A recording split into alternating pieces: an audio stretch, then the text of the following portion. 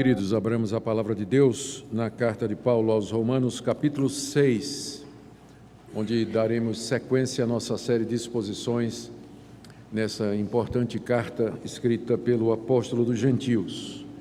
Romanos, capítulo 6, ouçamos a leitura do verso 1 até o verso 14.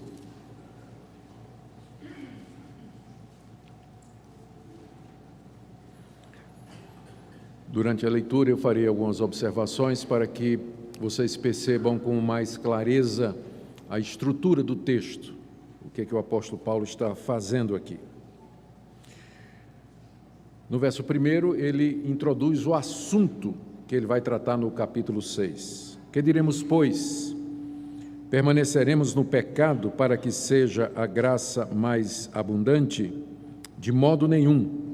Como viveremos ainda no pecado, nós os que para ele morremos? Verso 1 e também o verso 2 estabelecem o tema que Paulo vai tratar aqui no capítulo 6, que é a questão do crente viver pecando. Ele diz que de jeito nenhum, e no verso 3 até o verso 5, ele dá a base, a razão pela qual o crente não pode viver pecando. Porventura ignorais que todos nós que fomos batizados em Cristo Jesus, fomos batizados na sua morte? Fomos, pois, sepultados com ele na morte pelo batismo, para que, como Cristo foi ressuscitado dentre os mortos pela glória do Pai, assim também andemos nós em novidade de vida. Porque se fomos unidos com ele na semelhança da sua morte, certamente seremos também na semelhança da sua ressurreição. Em seguida, Paulo coloca 3 ações que devem ser feitas pelos seus leitores para que eles possam experimentar essa vitória sobre o pecado que ele mencionou nos versos anteriores. A primeira, os crentes têm que saber que eles já morreram com Cristo para o pecado, que vai do verso 6 até o verso 10. Leamos. Sabendo isso, que foi crucificado com ele o nosso velho homem, para que o corpo do pecado seja destruído e não sirvamos ao pecado como escravos. Porquanto quem morreu está justificado do pecado. Ora, se já morremos com Cristo, cremos que também com ele viveremos, sabedores de que, havendo Cristo ressuscitado dentre os mortos, já não morre. A morte já não tem domínio sobre ele, pois quanto a ter morrido, de uma vez para sempre morreu para o pecado, mas quanto a viver, vive para Deus. Primeira atitude, a gente tem que saber. A segunda, nós temos que nos considerar. Verso 11. Assim também vós considerai-vos mortos para o pecado, mas vivos para Deus em Cristo Jesus. Terceira atitude, nós temos que nos oferecer. Não reine, portanto, o pecado em vosso corpo mortal, de maneira que obedeçais às suas paixões, nem ofereçais cada um os membros do seu corpo ao pecado como instrumentos de iniquidade, mas oferecei-vos a Deus como ressurretos dentre os mortos e os vossos membros a Deus como instrumentos de justiça. No verso 14, Paulo fecha essa primeira parte com uma declaração extraordinária, porque o pecado não terá domínio sobre vós, pois não estáis debaixo da lei, e sim da graça. Portanto, o tema dessa passagem é a libertação do pecado, como nós podemos viver uma vida livres do domínio do pecado sobre nós. Vamos pedir que o nosso Deus nos ajude a compreender o que nos é prometido aqui e de que maneira nós podemos viver essas realidades na prática. Ó Deus querido, estamos diante de promessas grandiosas, promessas que nós gostaríamos de ver cumpridas em nossa vida. Nós queremos experimentar essa libertação do pecado, nós queremos viver em novidade de vida, queremos viver de maneira que te agrada. Por isso nós pedimos que Teu Espírito Santo ilumine o nosso entendimento e nos instrua no caminho que nós devemos andar, para que possamos experimentar estas palavras grandiosas que nós encontramos aqui. Abençoa cada um dos Teus filhos e filhas que aqui se encontram nessa noite, que a Tua palavra os alimente, instrua, corrija, discipline, eduque, console, conforte, tudo de acordo com a necessidade. É o que pedimos em nome de Jesus. Amém. Com o capítulo 6, Paulo dá início à terceira grande divisão da carta aos Romanos. A primeira divisão tratava da perdição de toda a raça humana, capítulos 1, 2 e metade do capítulo 3. No capítulo 1, Paulo fala da perdição dos gentios, no capítulo 2 ele fala da perdição dos judeus, e na metade do capítulo 3, primeira metade, ele fala da perdição de todos e conclui com aquele versículo que todo mundo conhece, porque todos, judeus e gentios, pecaram e carecem da glória de Deus. A partir da segunda metade do capítulo 3 até o final do capítulo 5, nós temos a segunda grande divisão da carta aos Romanos, em que Paulo trata da doutrina da justificação pela fé. Ele, na metade do capítulo 3, a última metade, ele fala como Deus então justifica o pecador mediante Jesus Cristo, a quem ele propôs como propiciação pelos pecados do homem, mediante o seu sangue derramado na cruz. Pela fé no sangue de Cristo derramado na cruz do Calvário, nós podemos ser justificados dos nossos pecados. Isso vale tanto para os gentios como para os judeus.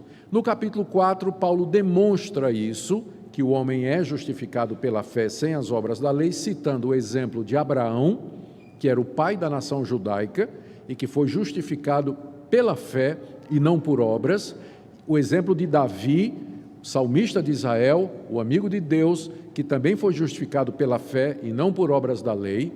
E no final, na primeira parte do capítulo 5, o apóstolo Paulo fala de como, mediante essa justificação que nos é dada gratuitamente em Cristo Jesus, nós temos acesso à presença de Deus, já temos perdão de pecados e já somos reconciliados com Deus aqui e agora. E na segunda parte do capítulo 5, que foi a última coisa que nós vimos, Paulo faz uma comparação entre Adão e Cristo. Em Adão nós morremos, em Adão nos tornamos pecadores, em Adão nós estamos debaixo da ira de Deus, em Adão nós seremos castigados. Deus mandou um segundo Adão, que fez certo o que o primeiro fez errado.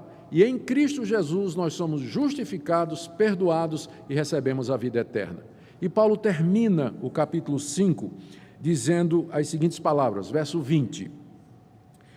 Ele está explicando então por que a lei foi dada. Ele vai explicar por que a lei foi dada. Veio a lei para que avultasse a ofensa, mas onde abundou o pecado, superabundou a graça, a fim de que, como o pecado reinou pela morte, assim também reinasse a graça pela justiça para a vida eterna, mediante Jesus Cristo, nosso Senhor.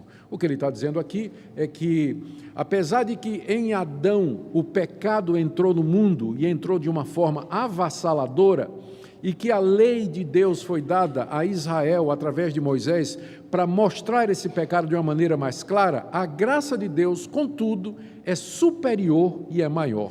Onde abundou o pecado, superabundou a graça de Deus. É assim que ele termina o capítulo 5. Quase que a gente pode ver um judeu lá na audiência, lá na igreja de Roma, no momento que essa carta estava sendo lida, levantou a mão e disse, mas espera aí, eu tenho uma pergunta. Isso que o apóstolo Paulo escreveu aí é uma doutrina perigosa. Ele está dizendo que onde há pecado, a graça é maior. Então, com isso, Paulo está incentivando as pessoas a pecar. Porque se onde o pecado abundou, superabundou a graça, para que eu experimente mais da graça de Deus, eu tenho que pecar mais. Em outras palavras, essa doutrina da justificação pela fé, ela acaba levando as pessoas a se sentirem à vontade para pecar, porque elas sabem que Deus vai perdoar. Porque onde tem pecado, tem graça. Tem o favor de Deus, o perdão de Deus. Isso é o judeu, Paulo já está imaginando o judeu fazendo esse tipo de questionamento. Então, ele pega esse gancho para introduzir essa parte, a terceira parte da carta aos Romanos, onde ele trata da santificação. A primeira parte foi perdição de judeus e gentios, segunda parte, justificação mediante Jesus Cristo, e terceira parte, como é que aqueles pecadores perdidos que foram justificados, eles devem viver. E a resposta está nos capítulos 6, 7 e 8. No capítulo 6, Paulo vai dizer que a graça de Deus nos liberta do domínio do pecado. No capítulo 7, ele vai dizer que a graça de Deus nos liberta do domínio da lei. E no capítulo 8, ele vai dizer que, pela graça, Deus nos dá o seu Espírito para que nós sirvamos a Ele em novidade de vida. Então, os capítulos 6, 7 e 8 compõem a terceira parte da carta aos Romanos, onde ele trata da vida cristã, como nós devemos, nós que já fomos justificados, capítulo 5, como é que nós vivemos a vida cristã, capítulo 6, 7 e 8. Então, hoje à noite, nós vamos ver a primeira parte do capítulo 6, onde Paulo, então, responde a essa questão, se eu posso viver pecando, já que a salvação é pela graça e não é pelas obras da lei. Não é pelo mérito, não é pelo que eu faço, pelo que eu deixo de fazer. Isso, então, não seria um incentivo para viver no pecado? Ele introduz esse assunto, como nós vimos no verso 1 e 2. No verso 1 ele diz assim: o que diremos, pois, à luz do que eu acabei de falar? Permaneceremos no pecado para que a graça seja mais abundante? O cristão, então, à luz da doutrina da justificação pela fé, sem as obras da lei, ele pode permanecer pecando, já que ele vai experimentar mais e mais do perdão de Deus? A resposta de Paulo no início do verso 2 é uma negativa enfática na língua original. É uma dupla negativa no grego, que foi traduzida como de modo nenhum. Era a expressão mais forte que Paulo poderia escolher no vocabulário ou na sintaxe grega para poder expressar uma negativa. E é uma negativa veemente. A ideia de que um crente viva na prática do pecado é absurdo para o apóstolo Paulo. De jeito nenhum. Viver no pecado para que se possa experimentar a graça de Deus, mas nem pensar. O que Paulo está dizendo aqui é que um crente que vive pecando é uma contradição em termos. Ou ele é crente, ou ele vive pecando. Mas ele não pode ser as duas coisas ao mesmo tempo. E aqui, obviamente, a primeira coisa que apareceu na sua cabeça foi: será que o pastor está ensinando perfeccionismo? Não, eu não estou ensinando perfeccionismo. Perfeccionismo é uma doutrina muito antiga dentro da cristandade, que diz que é possível o cristão alcançar um nível de santidade e de espiritualidade tão grande em que ele não peca mais. Um dos defensores mais conhecidos dessa ideia foi o famoso pregador John Wesley. John Wesley defendia a ideia do amor perfeito, que era uma experiência tão profunda do amor de Deus que o cristão tinha, que ele amava a Deus de tal forma que não tinha mais espaço para ele amar outra coisa, por exemplo, o pecado. Wesley acreditava nisso, que o cristão pode chegar num estágio em que seu amor a Deus é tão grande que ele não tem mais amor nenhum ao pecado e, portanto, ele pode entrar nesse estado de perfeição ou de amor perfeito. É assim que é chamado dentro da tradição wesleyana, que é uma das tradições do metodismo. E outras igrejas evangélicas também mais para o lado pentecostal e neopentecostal, não todas, mas algumas, defendem também essa possibilidade. A reforma protestante, desde o seu início, com a ênfase na doutrina da depravação total, nunca aceitou esse tipo de ideia. Por outro lado, também se o perfeccionismo está errado, nós não podemos, devemos ou não temos como defender uma vida em que o crente nunca peca. Por outro lado, está errado também aquele conceito de que o crente, ele peca a cada segundo por pensamento, palavras e obras. É um outro equívoco também. É um outro equívoco. Está errado os dois lados. Está errado os dois lados. E eu acho que nós erramos mais nesse último lado que eu falei. É muito comum, de vez em quando a gente pede a um irmão para orar, fazer uma oração no culto de confissão de pecados, e não poucas vezes o irmãozinho ou a irmãzinha se levanta e diz: ó Deus, perdoa os nossos pecados, nós pecamos a cada segundo por pensamentos, palavras e por obras. Espera aí, minha irmã. Assim também não, né? Se você está pecando a cada segundo por pensamento, palavra ou obra, tem alguma coisa errada. Não é verdade? É claro, o perfeccionismo está errado, mas uma vida marcada pelo pecado, a cada momento, a cada segundo, não é o que a Bíblia está ensinando aqui. quando alguém sugere a Paulo, vamos permanecer no pecado, qual é a resposta veemente de Paulo? De modo nenhum. O crente não vive na prática do pecado. Pecado, se acontecer, é um acidente na vida dele. Esse é o padrão bíblico, mas não é o que marca a sua vida. No meu grupinho de quinta-feira, onde nós estamos estudando a primeira carta de João, eu contei uma ilustração. Eu já contei essa ilustração várias vezes. Eu acho que vocês já ouviram também, tá? Então, se vai ouvir pela segunda ou terceira vez, não faz mal. Como eu sempre me esqueço das ilustrações, então, para mim, é como se fosse a primeira. Quando morava, eu e a Minka estávamos estudando na África do Sul, fizemos uma viagem de 5.000 quilômetros em férias, conhecendo a África do Sul. E foi com um casal sul-africano conosco, foi uma bênção. Conhecemos aquela terra linda que é a África do Sul, e é um dos países mais bonitos que nós já visitamos. Depois de algumas semanas de viagem, voltamos para casa, então um outro casal de amigos nos visitou, era também um casal de estudante na época, e ele perguntaram sobre a viagem, curiosamente, não é? E aí um homem sempre gosta de fazer esse tipo de pergunta, e aí, o carro deu problema? E aí eu respondi, não, graças a Deus, foram 5.000 quilômetros, mas teve um pneu furado. Então, um pneu furado em 5.000 quilômetros é uma coisa. Agora, imagine se o pneu furasse a cada 50 metros. Vocês já entenderam a minha analogia. A nossa vida aqui, o normal é que o pneu fure a cada 5.000 quilômetros. Mas se todo dia você está trocando o pneu, tem alguma coisa errada, não tem? Eu não acredito numa viagem que não tenha um pneu furado, mas uma viagem onde o pneu fura a cada 50 metros, alguma coisa está errada. Então, essa visão da vida cristã, de que o cristão ele vive pecando diariamente por pensamentos, palavras e obras a todo instante, não bate com o padrão de vida cristã que o Novo Testamento nos ensina.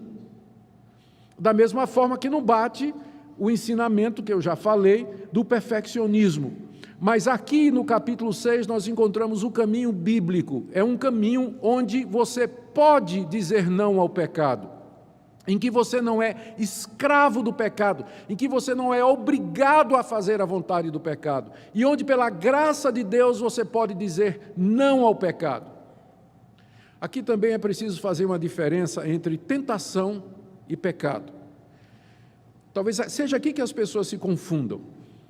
A nossa natureza pecaminosa, ela permanece em nós depois da conversão. E ela cobiça, ela deseja, ela almeja. Mas enquanto você diz não para ela, você não pecou. Ou seja, o crente ele pode passar um dia inteiro sendo tentado em diversas áreas. Ele passou o dia inteiro dizendo não, não, não e não. No final do dia, ele é vitorioso, ele é vencedor, ele não pecou. Embora os desejos, as vontades apareçam. Está no trânsito, né? O cara dá uma goianada, dá uma fechada no cara assim, né? Aí a raiva, né? Começa a sentir aquela raiva, a vontade de fazer a mesma coisa, você diz não. Você lembra, né? Não, você tem que perdoar os seus inimigos. Aí você deixa o cidadão ir embora, Deus abençoe o irmão, vai na paz, né? Dá o lugar para ele, deixa ele embora. Você não pecou, mas o desejo veio. Então, você passa o dia todo brigando com a corrupção do seu coração, mas você disse não faço, não aceito, não vou fazer isso. Então, você não pecou. Então, às vezes as pessoas confundem a tentação com o pecado em si, por isso que elas dizem, não, eu passo o dia todo pecando. Não, se você é crente, você não pode passar o dia todo pecando, tem alguma coisa errada. Você pode estar sentindo a força e a presença do pecado no seu coração o dia todo, isso é uma coisa. Mas viver na prática do pecado, a Bíblia é muito clara. Quem vive na prática do pecado não entrará no reino de Deus. Não entrará no reino de Deus. Então isso tem que ficar claro. Não estamos aqui defendendo o perfeccionismo, nós estamos aqui combatendo aquela visão subcristã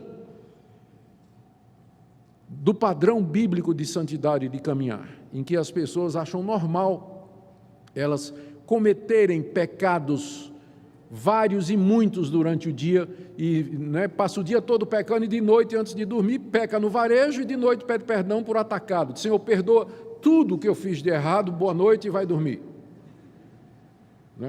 Tem alguma coisa errada. Não é assim que a palavra de Deus nos ensina. Então, é esse o ponto aqui, não é? A revolta de Paulo, podemos dizer assim, a indignação dele, a perplexidade dele nos versos 1 e 2, é exatamente por isso, é quando ele imagina que alguém vai dizer que uma pessoa que é salva pela graça, ela vai permanecer no pecado para que ela experimente mais da graça de Deus. De modo nenhum. Claro que não. Não é a vida cristã normal a gente permanecer no pecado, uma vez que conheceu a graça.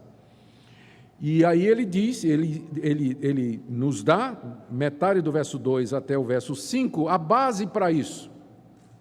O que Paulo vai dizer aqui nesses versículos é que o crente ele não pode viver pecando porque ele já morreu para o pecado. Ele já morreu para o pecado e essa morte se deu na morte de Cristo. O que ele está fazendo aqui é expandindo o que ele já disse no capítulo 5. Que nós estamos ou unidos a Adão ou unidos a Jesus Cristo e receberemos a herança de um ou de outro. Se nós somos de Cristo, nós recebemos os benefícios decorrentes da sua morte e da sua ressurreição. Ora, se eu já morri com Cristo para o pecado e eu ressuscitei com Cristo para Deus, isso significa que eu venci já o pecado, eu morri para o pecado, eu não estou mais debaixo do domínio do pecado, por isso eu posso dizer não. Eu posso resistir eficazmente, eficientemente, às tentações que ocorrem no meu coração ou que vêm de fora, tentações externas, é isso que Paulo diz. E o batismo é o símbolo disso, é a expressão disso. Veja como ele diz isso aqui, final do verso 2. De modo nenhum. Como viveremos ainda no pecado, nós os que para ele morremos? Nós já morremos para o pecado. Como é que vamos viver para o pecado? E quando é que eu morri para o pecado, Paulo? Porque eu me sinto muito vivo para o pecado, na verdade. Não é quando é que eu morri para o pecado? Eu não estou me sentindo morto para o pecado. Na verdade, eu sinto a corrupção no meu coração. A resposta de Paulo é que essa morte aconteceu pensando aqui do nosso referencial no tempo, com relação a nós, aconteceu há 2000 anos atrás, quando Jesus, como nosso representante, foi levado à cruz do Calvário. Na cruz do Calvário, Cristo não somente derramou seu sangue para nos justificar dos nossos pecados, que é o tema do capítulo 3, 4 e 5, o sangue derramado para justificar os pecados, mas Cristo também levou com ele na cruz o pecado singular, aquilo que eu sou, de forma que não somente eu sou justificado do que eu faço, os meus pecados, mas agora eu tenho vitória sobre aquilo que eu sou, um pecador. Então, na cruz, Cristo fez essas duas coisas. A gente está mais acostumado em pensar na cruz como sendo o local onde ele derramou seu sangue para nos livrar da culpa do pecado. Aqui Paulo diz que foi mais do que isso. Nós somos crucificados com Cristo para que essa nossa natureza pecaminosa, ela seja subjugada, para que ela seja vencida. E essa é a única maneira pela qual essa vitória pode ser obtida mediante a cruz. Verso 3, porventura ignorais que todos nós que fomos batizados em Cristo Jesus, fomos batizados na sua morte. Vocês ignoram isso, irmãos? Vocês todos foram batizados. É Paulo perguntando aos romanos, imagina essa conversa, ele dizendo assim, vocês todos foram batizados em nome de Jesus, mas vocês esqueceram o que é que o batismo significa, o que é que ele representa? O batismo representa a sua união com Cristo, na morte, e não somente na morte. Verso 4, fomos, pois, sepultados com ele na morte pelo batismo, para que, como Cristo foi ressuscitado dentre os mortos pela glória do Pai, assim também andemos nós em novidade de vida. Verso 5, porque se fomos unidos com ele na semelhança da sua morte, certamente seremos também na semelhança da sua ressurreição. O que é que ele está dizendo aqui, trocando em miúdos? Ele está dizendo, voltando, quando Cristo morreu, ele morreu como meu representante. O que aconteceu com ele, aconteceu comigo. Então, quando ele morreu na cruz, eu morri com ele. Ele morreu para o pecado, eu morri para o pecado também. Ele foi sepultado, eu também fui. Quando ele ressurgiu vitorioso ao terceiro dia, eu ressurgi com ele. Quando ele sai da sepultura vencedor, vencendo a morte e o pecado, eu, unido a Cristo, também sou vencedor. E essa é a base não somente da minha salvação, como também a base da minha vida cristã. É assim que eu posso vencer o pecado que existe em mim. Porque, como eu disse no começo, quando a gente se converte, Deus não tira o pecado de nós, mas Ele introduz uma nova vida, a vida do Cristo crucificado e ressurreto, mediante a qual eu posso mortificar a minha natureza e dizer não para ela. É isso que o batismo significa. Note no final do verso 4, que ele diz que a razão pela qual Deus me uniu a Jesus na sua morte e na ressurreição é para que nós andemos em novidade de vida. É por isso que eu disse, a vida cristã, retratada na Bíblia, não é essa vida em que o cristão anda como escravo do pecado, praticando a vontade da carne e dos pensamentos, agindo de acordo com os desejos do seu coração. E isso não é a vida cristã, isso não é um cristão. Deus nos uniu a Cristo para que nós andássemos em novidade de vida, uma vida diferente e distinta daquela vida antiga. Agora, para que eu experimente isso na prática,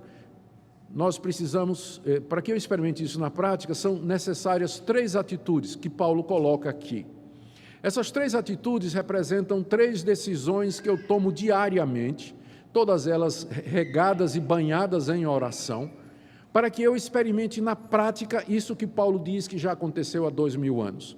Quando eu morri com Cristo na cruz, há 2000 anos, eu não era nem nascido. Então não é uma questão de você sentir, é uma questão de você crer. É uma questão de você receber o que Deus está dizendo. Ele está dizendo que você morreu com Cristo Jesus.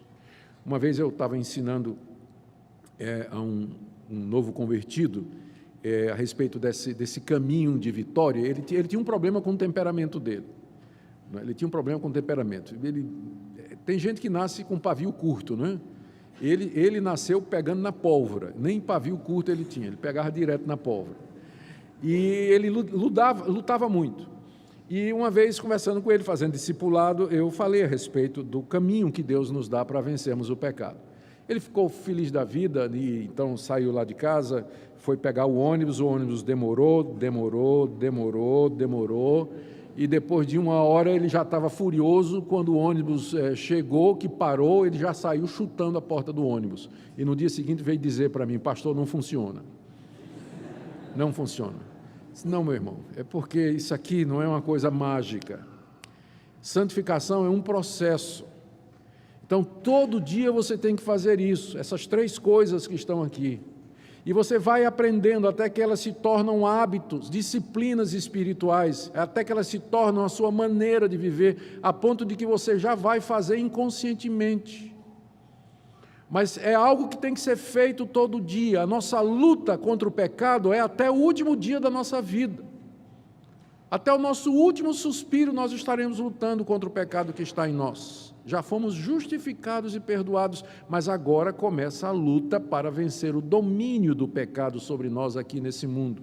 E o caminho é esse aqui que Paulo está falando. Ele começa dizendo que essa vida é possível, que é a vida padrão cristã normal e que se faz mediante a nossa união com Cristo Jesus. Agora, como é que eu experimento isso na prática? Primeira orientação que Paulo dá aqui é que os cristãos de Roma, eles tinham que saber estas coisas, eles tinham que ter consciência destas coisas. Note a ênfase que Paulo dá em você, no saber, no ter conhecimento dessas coisas. Ele já tinha dito no verso 3 o seguinte: vocês porventura ignoram que todos nós que fomos batizados em Cristo Jesus somos batizados na sua morte? Vocês ignoram isso? Vocês não têm conhecimento disso? No verso 6 ele diz: sabendo isso, que foi crucificado com ele o nosso velho homem. Aí no verso 9, sabedores de que havendo Cristo ressuscitado dos mortos. E aí no verso 16, não sabeis, pelo menos 5 vezes aqui na passagem, o apóstolo Paulo se dirige aos seus leitores dizendo: vocês não sabem, vocês ignoram.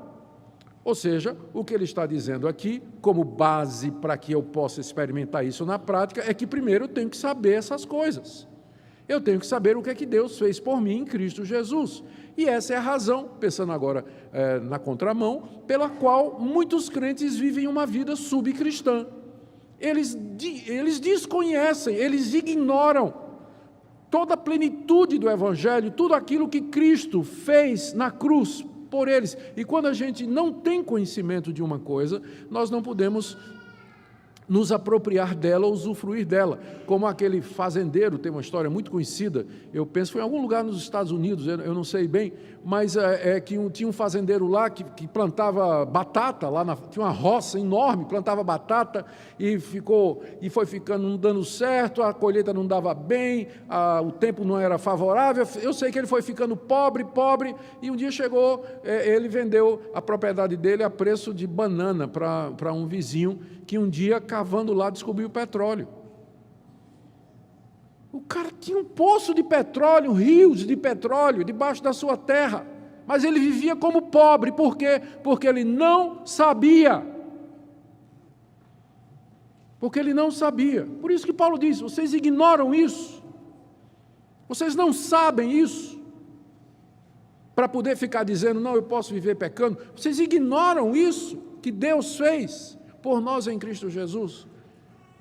Verso 6, então, do verso 6 até o verso 10, Paulo trata, aqui o foco é exatamente isso, a necessidade que eu tenho de entender a cruz, de entender a minha união com Cristo, porque sem esse entendimento eu não tenho a base para viver a prática. Não adianta você querer ser cristão se você não tem o entendimento e a doutrina correta. Você vai cair no misticismo, você vai cair na superstição, você vai seguir práticas de falso profeta, você vai estar fazendo aí um monte de coisa que não tem qualquer fundamentação na Bíblia.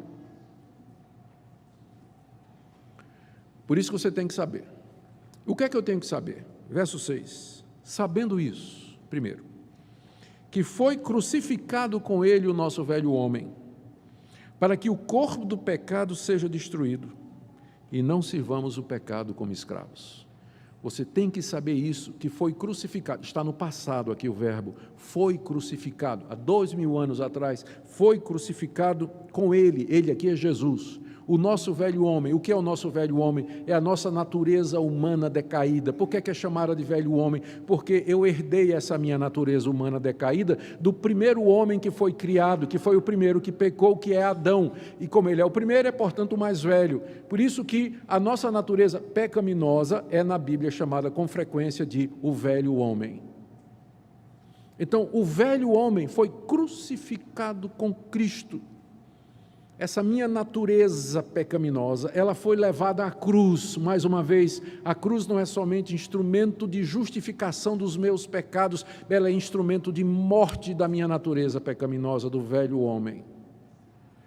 Foi crucificado com ele, o velho homem, com dois objetivos, ainda no verso 6. Primeiro, para que o corpo do pecado seja destruído, ou seja, para que esse corpo aqui não é tanto o corpo físico, mas é a minha existência humana, aquilo que eu sou, para que o domínio do pecado, o corpo do pecado, ou seja, o corpo onde o pecado domina, que é o que eu sou, mas não é só corpo, é espírito, alma e tudo, para que esse domínio do pecado sobre mim seja destruído.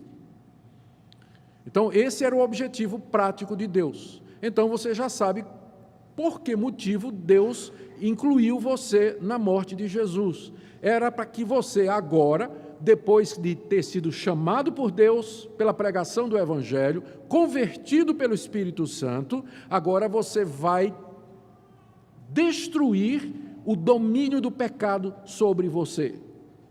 Ou colocando, em outras palavras, final do verso 6, para que não sirvamos o pecado como escravos. A escravidão era uma instituição muito conhecida na época de Paulo, no Império Romano. O escravo não tinha direito a nada. Geralmente era um prisioneiro de guerra, era um cativo que tinha sido vencido na batalha. Ou então gente que tinha entrado em dívida e que se vendeu para pagar a dívida, foi trabalhar como escravo de alguém. Escravo não tinha direito à própria vida, não tinha direito a ir nem vir, não estabelecia seu horário de trabalho, as tarefas que ia fazer.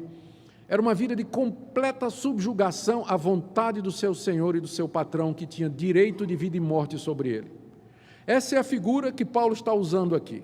Antes de nós sermos alcançados pelo Evangelho, nós éramos escravos do pecado. O pecado nos dominava completamente. E o pessoal ainda fala em livre-arbítrio, né? O pecado dominava completamente. Escravidão ao pecado, fazendo a vontade do pecado. A impressão que a gente tem é que as nossas escolhas são livres, mas na verdade elas são escolhas, mas elas são escolhas controladas pelo nosso patrão pecado.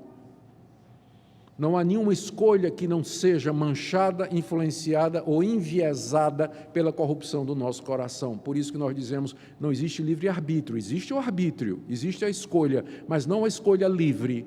Ela sempre é influenciada pelo pecado, porque é isso que o homem é, sem Cristo, escravo do pecado. E um escravo não tem vontade própria, ele faz o que o patrão manda. Era isso que nós éramos.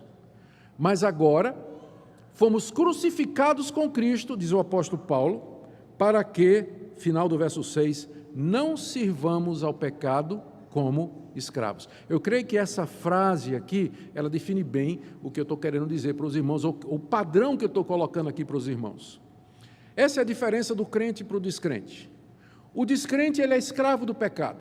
Tudo o que ele faz é manchado pelo pecado, é tingido pelo pecado.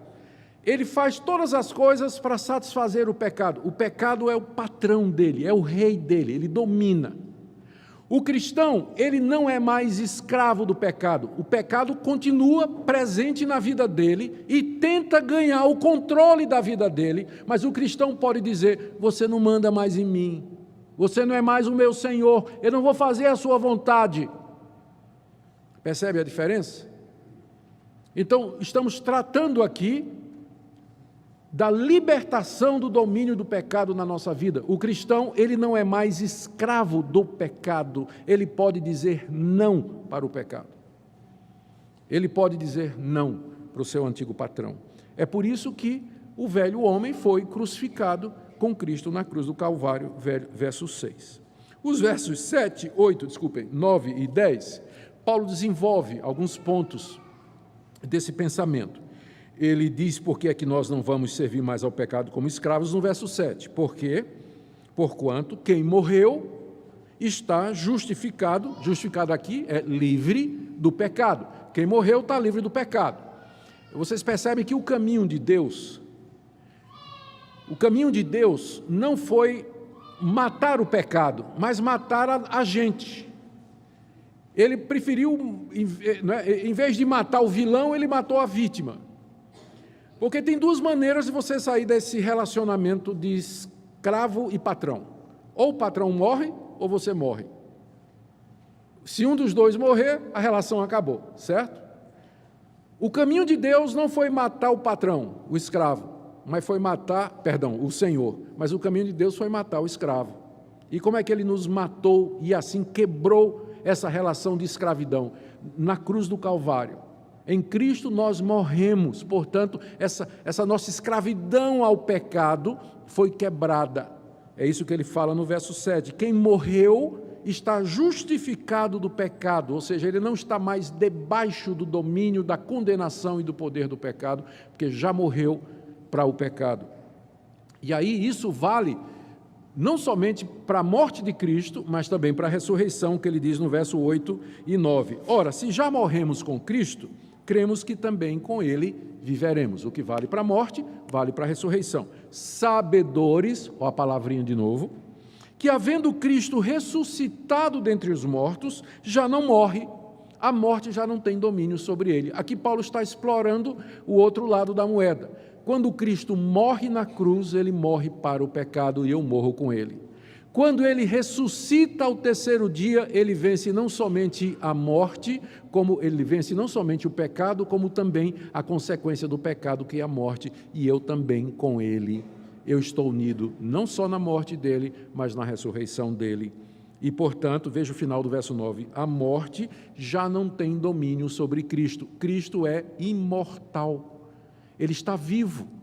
Hoje, a morte não tem mais domínio sobre Ele. E da mesma forma que a morte não tem domínio sobre Ele, o pecado também não tem mais domínio sobre mim. Essa é a analogia que Paulo vai fazer aqui no verso 11, quando ele diz assim, assim também vós,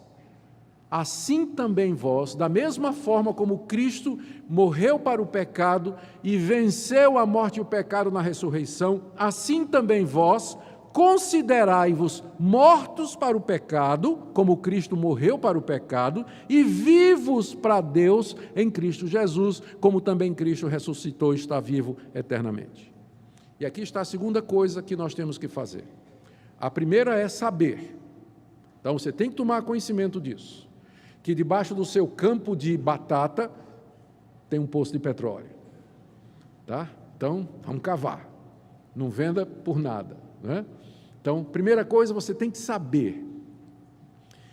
Pensando em saber também, me lembrei do outro episódio, quando teve a Segunda Guerra Mundial, descobriram, né, foi declarada, a guerra terminou, aliás, foi a Primeira Guerra Mundial, e a guerra terminou, e foi assinado o Tratado de Paz, e, enfim, todos aqueles documentação, todas aquelas cerimônias, né, que encerraram a guerra, e um dia os soldados chegaram numa determinada ilha do Pacífico, e foram recebidos a bala por alguns japoneses que não sabiam que a guerra tinha terminado.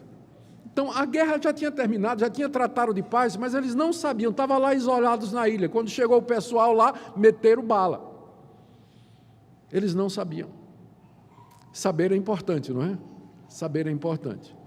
Então, primeira coisa é saber. Agora vem a segunda coisa, porque só saber não basta. Você tem, verso 11, que se considerar isso que Deus está dizendo que você é. Você sabe que está morto com Cristo e vivo com Ele, morto para o pecado e vivo para Deus. Mas agora você tem que se considerar assim. Tem uma história que aconteceu, eu acho que já contei aqui na igreja. Se não, se vocês não rirem, eu vou saber que vocês já ouviram, tá? Ou então porque é ruim mesmo a história. Então, quando apareceu a loteria econômica, a loteria esportiva, tinha aquele cartão, cartãozinho, a cartela, que a gente furava, pegava a caneta e marcava, furando. 13 jogos, né? E não vou perguntar quem sabe não, porque eu vou ter que disciplinar, porque joga, né, na loteria. Então, mas era assim.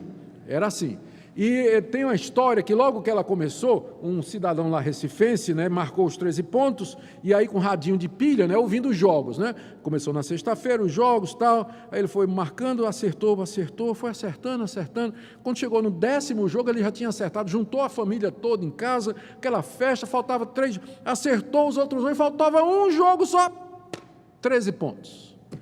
Nossa, quando o homem soube que fez os 13 pontos, ouvindo pelo radinho, ele considerou-se rico. Aí deu o apartamento para a sogra, os móveis ele deu para o vizinho, fez uma festa, né? Ele, quando soube que ele acertou os 13 pontos, ele começou a agir como um rico, tolo é verdade, mas ele começou a agir como rico, o comportamento dele mudou, na hora que ele tomou conhecimento e ele se considerou. É isso que eu estou dizendo, é isso que Paulo está dizendo. Você está sendo informado que morreu com Cristo para o pecado e ressuscitou com Ele para Deus. Então, considere-se assim, viva assim, é essa a sua identidade. Essa é a sua identidade. Considerai-vos mortos para o pecado, mas vivos para Deus em Cristo Jesus. Lembra lá o pastor da igreja onde você veio, que dizia, tem que tomar posse, lembra? Pois é, tem que tomar posse.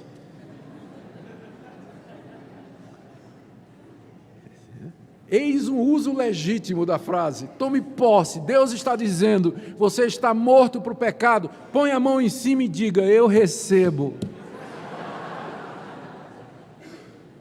Eu recebo, Senhor, estou morto mesmo. Tem uma história sobre Agostinho, famoso teólogo do século IV, Agostinho de Hipona. Agostinho tinha sido um um homem do mundo, apesar de ter sido criado por uma mãe piedosa, mas ele era um homem mundano, seguiu várias heresias, foi adepto do gnosticismo. Um dia se converteu, pela graça de Deus, uma conversão extraordinária. Um dia lê a história de Agostinho, você vai ver. Se tornou um dos grandes teólogos da igreja cristã. E conta a história, eu nem me lembro qual foi a fonte que eu li, mas já faz muito tempo que eu li, conta que Agostinho estava andando um dia nas ruas ou de Hipona, ou lá de Roma, onde mais tarde ele ia se tornar bispo, e uma amante dele, uma ex-amante das muitas que ele tinha tido, o reconheceu, e começou a ir atrás dele, Agostinho, Agostinho, né? Chamando Agostinho.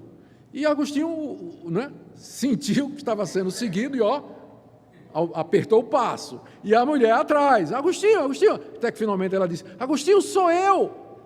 Aí ele virou para trás e disse, mas não sou eu. E aí foi embora. É isso que você tem que fazer. Quando o pecado chega e diz, sou eu. Você diz, não, mas não sou eu. Faça como a menininha que o pastor perguntou, e se o diabo bater na porta do seu coração? E a menininha disse, eu mando Jesus atender.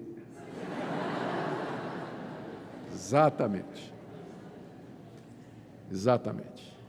Então, considerai-vos mortos para o pecado e vivos para Deus em Cristo Jesus. A terceira atitude que Paulo ensina aos cristãos aqui, está do verso 12 até o verso 13, e tem a ver com o verbo oferecer, que é o verbo que mais aparece aí. Verso 12, não reine, portanto, o pecado em vosso corpo mortal, de maneira que obedeçais às suas paixões, nem ofereçais cada um os membros do seu corpo ao pecado como instrumentos de iniquidade, mas oferecei-vos a Deus como ressurretos dentre os mortos, e os vossos membros a Deus como instrumentos de justiça. Aqui Paulo está personificando o pecado. Ele fala do pecado como se o pecado fosse um rei. E esse rei, de acordo com o verso 12, ele quer reinar em nosso corpo mortal, a nossa existência humana aqui nesse mundo. Ele quer nos dominar. Ele quer utilizar, de acordo com o verso 13, os nossos membros para a iniquidade. Os membros aqui se referem a todas as nossas faculdades físicas e mentais e espirituais, o nosso corpo, nossa mão, nossos olhos, minha inteligência, minha consciência, minha memória. Então, o pecado, como um rei, ele mora em mim e ele quer se assenhorar do que eu sou, desse meu corpo, dessa minha alma, da minha mente, para que através de mim ele semeie a iniquidade, ele siga o seu projeto de contaminação de toda a raça humana. Ele quer me usar como instrumento do seu propósito. Paulo fala do pecado como se fosse um rei que tem um plano maléfico e maldito de se infiltrar na sociedade através de pessoas que se oferecem a ele. E, de fato, o pecado se manifesta através das ações das pessoas. Gente ímpia, impura, imoral, idólatra, mentirosa, opressora, injusta, incrédula. É o pecado que se assenhoreia da existência humana e manifesta o seu mundo de iniquidade. Olha o que é que Paulo diz aqui para o cristão. Verso 12, não reine, portanto, o pecado em vosso corpo mortal, de maneira que obedeçais às suas paixões. É isso que eu estou falando, quando eu digo que essa é a vida cristã, normal. Quando o pecado não reina em mim, é quando eu não obedeço às suas paixões, eu não tenho que obedecer às suas paixões. Por quê? Porque eu sou forte? Porque eu sou espiritual? Porque eu sou inteligente? Não é por nada disso. É porque eu já morri para ele. Ele pode gritar o quanto ele quiser, mas eu estou morto. O patrão pode dar as ordens que ele tiver, mas se o escravo estiver morto, morto não reage, não ouve, não escuta, não sente. Aqui eu sempre me lembro da história do Êxodo. Lá no Antigo Testamento a gente lê a história de que os descendentes de Abraão foram escravos de Faraó durante várias gerações, 430 anos.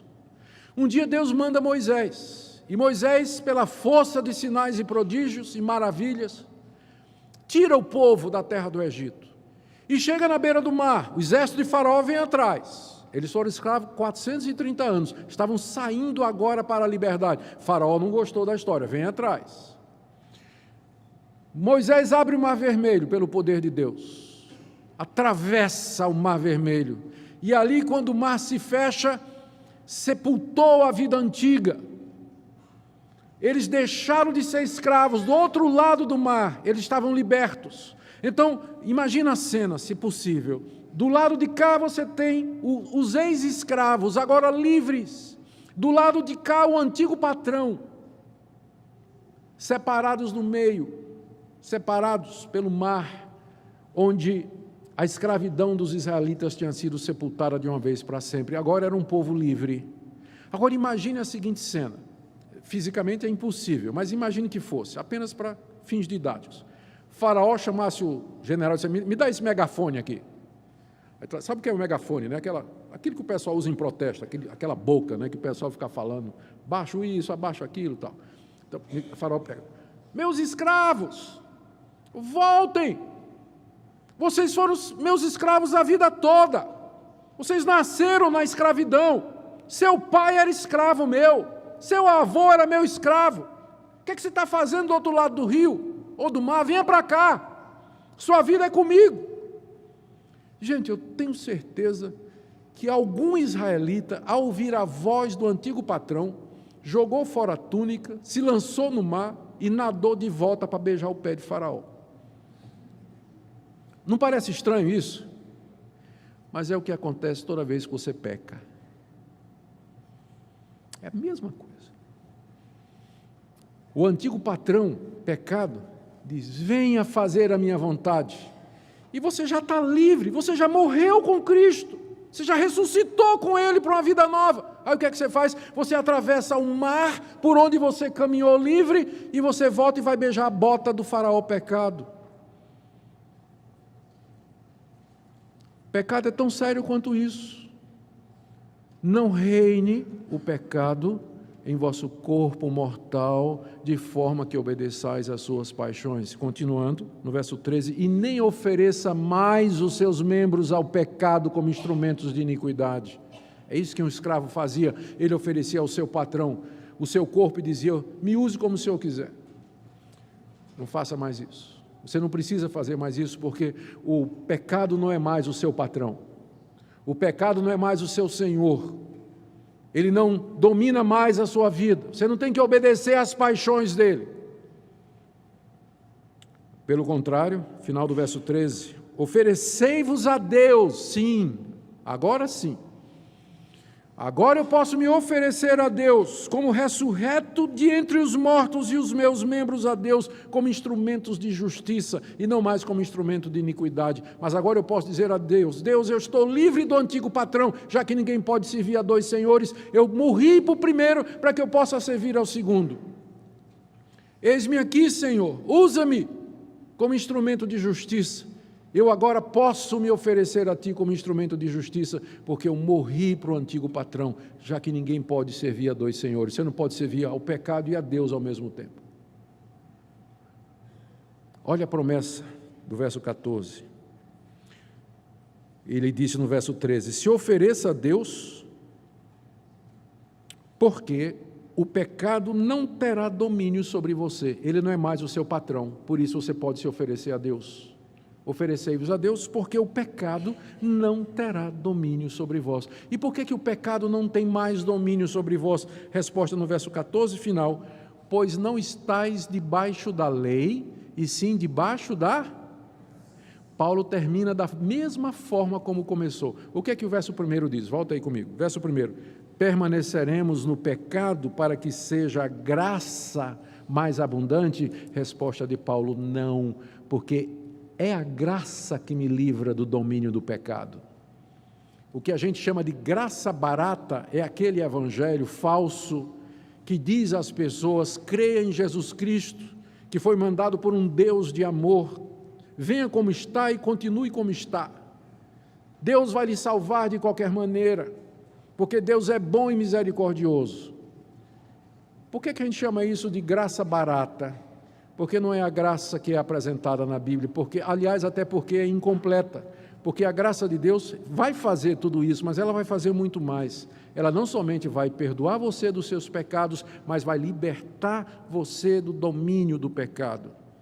vai libertar você do antigo patrão, vai lhe dar uma vida nova, vai mudar a sua vida. Por isso que a Bíblia o tempo todo ela fica dizendo que a fé sem obras, ela é morta, e que sem santificação ninguém verá o Senhor, e que aquele que é nascido de Deus, ele não vive na prática do pecado, porque a graça salvadora é a graça que transforma, que muda, que liberta. Como é que você pode dizer que você está salvo, se você ainda não foi salvo dessa sua língua mentirosa? Como é que você pode dizer que você está salvo, se você não foi salvo ainda dessas cobiças e corrupções do seu coração que você alimenta todo dia? A salvação que Deus nos oferece é completa, irmãos. E eu creio de todo o meu coração que essa vida é possível. Como eu disse, ela não acontece assim, mas ela é resultado de disciplina diária, de intencionalidade, de você dizer: Deus, eu quero viver dessa forma, porque Cristo morreu por mim e eu com Ele, para que eu vivesse novidade de vida. E aí você se dedica a saber, estuda a Bíblia, gasta tempo com Deus, medita, considerar-se, desenvolva a sua fé. A fé é como um músculo, se você não exercita, ele atrofia. Então exercite a sua fé, viva por isso que Deus está dizendo, e ofereça-se a Deus pela prática do serviço cristão, envolver-se no serviço de Deus, amar o próximo, ajudar o necessitado. Deus, eis-me aqui, usa-me, faça essas 3 coisas todo dia e você vai experimentar essa vida de vitória, onde o pecado não terá domínio sobre você. Mas se a única coisa cristã que você faz é vir na igreja no domingo, passa a semana toda e não lê a Bíblia, né? No máximo, nas redes sociais, vai ler a meditaçãozinha de 3 parágrafos que algum pregador famoso colocou e acha que, que bom, já tenho meu pão diário, né? Leu assim uma frase, né, escrita aí por um pregador, e disse: que maravilha, pronto, já alimentei, já ganhei o meu dia. Nunca vai progredir espiritualmente. Como está você hoje à noite? Como é que você se coloca diante dessa palavra? A palavra de Deus é como espelho da alma, ela é como espada que vai no coração, é como fogo que esmiuça a penha. E você veio aqui hoje à noite para ouvir a palavra de Deus.